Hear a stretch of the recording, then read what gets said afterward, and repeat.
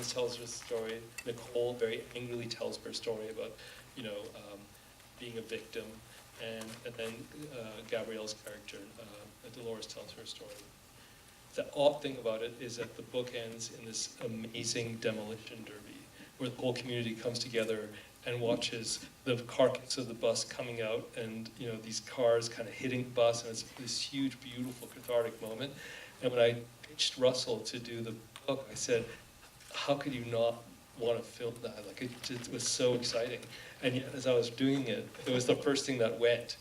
And I remember thinking, oh my God, like, not only does he have to deal with the Pied Piper, but the thing that I sold him on is not in the adaptation.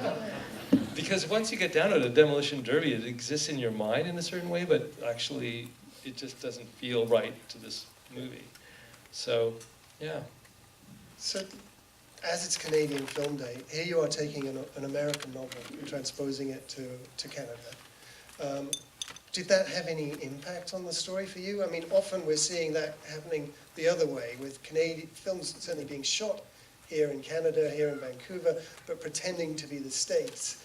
I mean, do these questions come into it, of national identity? Well, I'll tell you one thing that became really interesting. I don't know if we were talking about this too, that at the time, because the big difference is legally, a lawyer in the States can take a contingency fee.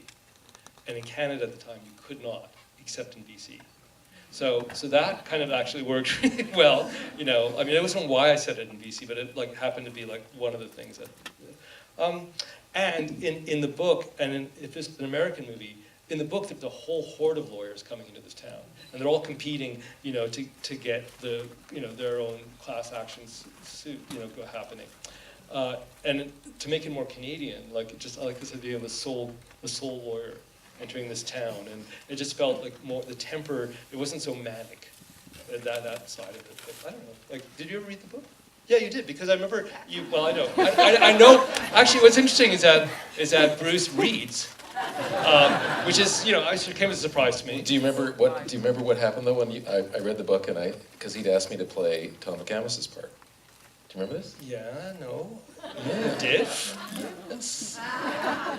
Yeah, I remember you got very excited just by done the book. Exotica. But I remember you got really excited by the book, and you just felt you knew this character. I knew Billy Ansell, and I said, "Can I play Billy Ansell?" Because you'd said, "Look, yeah."